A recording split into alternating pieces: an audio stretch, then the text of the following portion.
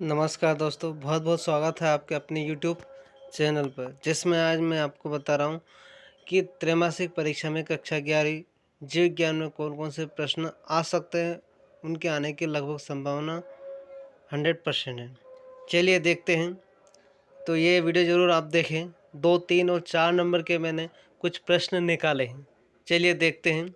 तो पहला है, द्विनाम पद्धति से आप क्या समझते हो, उसके नियम लिखिए। द्विनाम पद्धति प्रश्न है ये। द्विनाम पद्धति किसने दिया था, उससे से आप क्या समझते हो, इसके नियम हमेशा पूछे जाते हैं। 3 नंबर का प्रश्न है।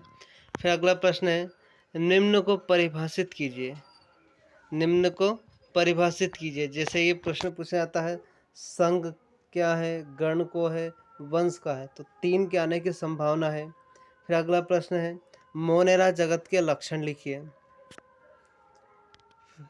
फिर अगला प्रश्न है, लाइकेन किसे कहते हैं। लाइकेन 2 नंबर में प्रश्न पूछा जाता है, लाइकेन किसे कहते हैं। फिर है, वर्गीकरण किसे कहते हैं, इसके विभिन्न प्रकार लिखिए। वर्गीकरण की जगह मैंने क्वेश्चन एक कंबाइन करके लिख दे दिया है। वैसे अगर ये 3 प्रकार होते, जाति वृत्ति, तो प्राकृतिक और कृत्रिम। कभी प्राकृतिक का पूछ लेता है, कभी कृत्रिम का पूछ लेता है, तो इसे पूरा ही याद करें। फिर मिथुनोजन्स जीवाणु किसे कहा जाता है, तो ऐसे जीवाणु जो क्या CH4, ऐसे ऐसे जीवाणु जो CH4 गैस उत्पन्न करें, उन्हें मेथनोजेंस जीवाणु कहते हैं। तो ये 2 नंबर का प्रश्न पूछा जाता है। माइकोप्लाज्मा किसे कहते हैं, ये 2 नंबर का प्रश्न है। कवक के लक्षण लिखिए।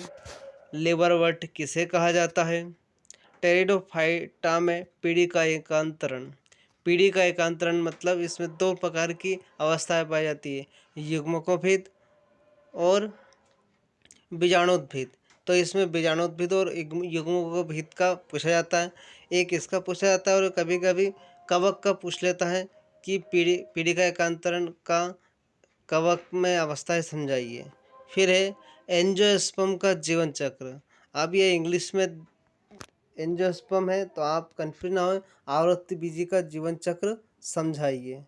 फिर शैवाल का वर्गीकरण का क्या आधार है, किस आधार पर उस शैवाल का वर्गीकरण किया गया है, 2 नंबर में पूछा जाता है। पोरीफेरा संघ के लक्षण लिखिए। आर्थ्रोपोडा संघ के लक्षण लिखिए।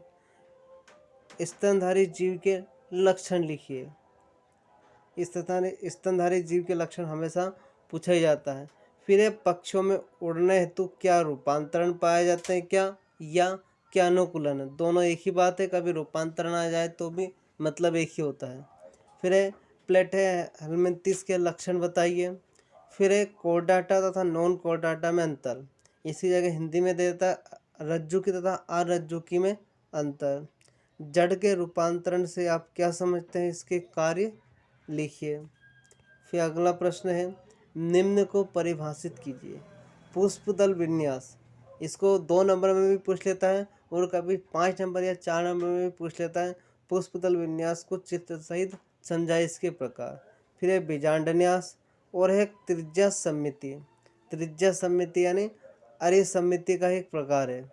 फिर है असीमाक्षी और ससीमाक्षी में के पुष्प क्रम में अंतर लिखिए।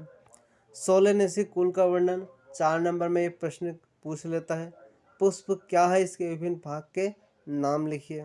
3 नंबर का प्रश्न है, पुष्पी पादपों में पाए जाने वाले विभिन्न प्रकार के बीजांड न्यास।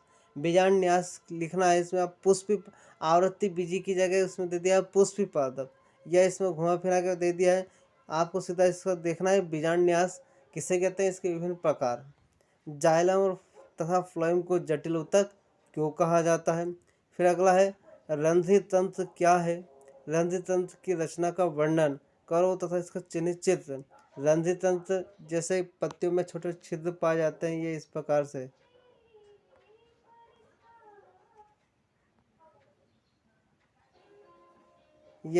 से। इसका चित्र और इसके क्या है, तो ये है पूरे 4 नंबर का प्रश्न है।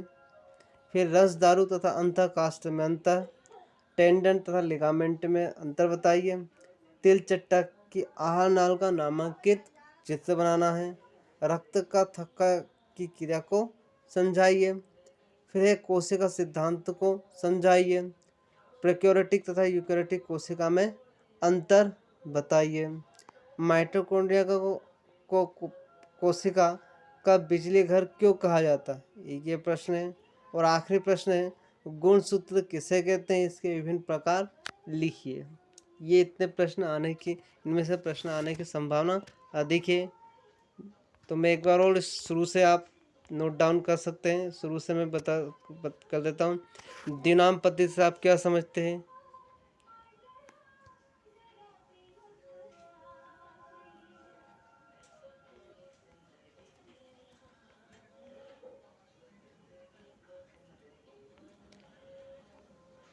धन्यवाद।